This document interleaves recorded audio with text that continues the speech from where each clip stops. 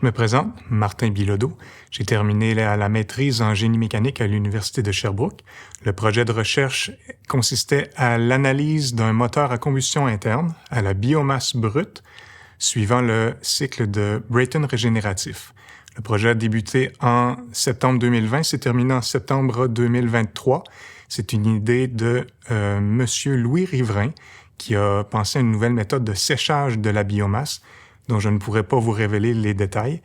Et puis, les institutions qui ont été impliquées, il y a l'Université de Sherbrooke, l'UQTR, le RQEI, Innofibre à Trois-Rivières, le studio de création de l'Université de Sherbrooke et la Coasters Association de la Basse-Côte-Nord. En fait, le RQEI a donné l'impulsion financière de départ au projet. Et en plus, en sa qualité de réseau, a mis en contact tous les intervenants de l'UQTR, de l'Université de Sherbrooke, la Coasters Association et toutes personnes qui ont été impliquées. Le potentiel du Québec a été exploité tant au niveau des matières premières que des expertises. Donc, la matière première utilisée pour le projet, c'était des algues marines de la Basse-Côte-Nord, plus précisément du goémon noir et du varech. Et au niveau de l'expertise, les analyses ont été faites dans les laboratoires de l'Université de Sherbrooke, à savoir la plateforme de recherche et d'analyse des matériaux, la PRAM, et aussi chez Innofibre, ici à Trois-Rivières. Le projet s'inscrit dans le domaine de l'innovation en énergie intelligente et le développement durable au Québec. D'abord parce que la biomasse, c'est une ressource alternative carboneutre et renouvelable. Et on découvre que les algues marines qu'on a utilisées ont un bon potentiel calorifique qui se compare même à celui du bois quand il est séché et sans cendre. Et les cendres sont abondantes pour les algues marines qu'on a utilisées, mais elles sont constituées d'excellents fertilisants pour les sols. Donc, leur plus gros défi, évidemment, c'est le taux d'humidité. Mais l'innovation de M. Riverain pour le séchage, c'est là qu'il trouve un bon potentiel.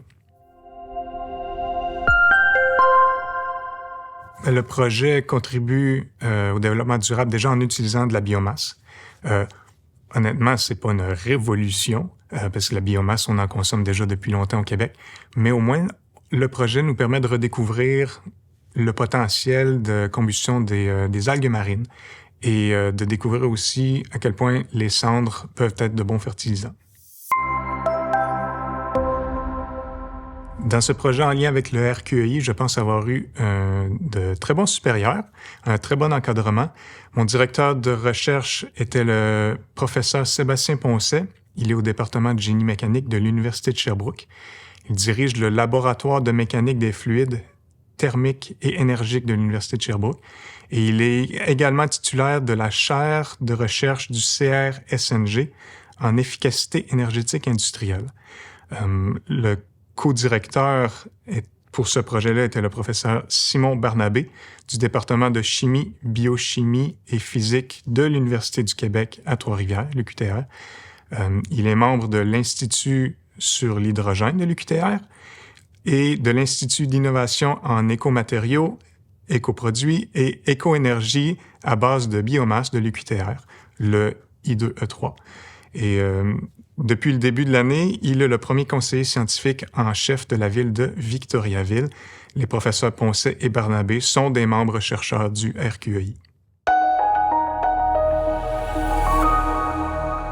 Je pourrais vous partager les résultats et expérimentations les plus intéressantes du projet. D'abord, comme je disais, les algues marines, goémon noir, varech, offrent un bon potentiel pour la combustion et de bonnes cendres pour la fertilisation. L'analyse du moteur à combustion interne comme tel montre que son efficacité thermique pourrait atteindre 43%, ce qui rivalise bien avec les engins diesel auxquels on voulait se comparer, là, des moteurs de bateaux, par exemple, de l'ordre de 350 kW, 465 chevaux. Au niveau expérimental, on a joué avec un réacteur Vortex bidirectionnel maison qui est comme une nouveauté au niveau de la combustion, de biomasse, la combustion de carburant solide. Et puis, les expérimentations nous donnent de goûter aux défis que représente notamment l'allumage de la biomasse dans ce type de réacteur et l'encrassement potentiel du réacteur. Il reste du travail à faire pour fiabiliser le réacteur. Avis aux intéressés.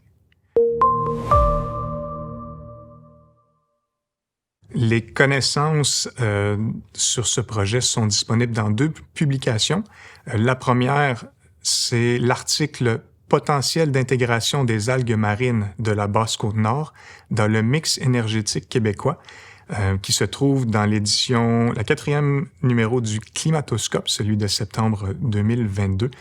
Le Climatoscope est le journal annuel de l'Université de Sherbrooke dédié exclusivement au changement climatique.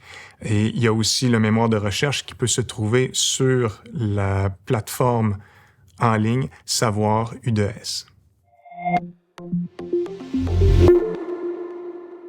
Je dirais qu'il est tôt pour juger de l'impact durable de ce projet sur l'énergie intelligente au Québec. Mais c'est quand même un pas dans la bonne direction pour l'exploitation de la biomasse brute. La contribution du RQEI est indéniable. La transition énergétique suscite énormément de recherches de nouveaux groupes et la qualité de réseau du RQEI est de mettre tous les différents intervenants en lien. Le monde de l'énergie intelligente au Québec, oui, il est petit. Autant le découvrir à travers le réseau, le RQEI.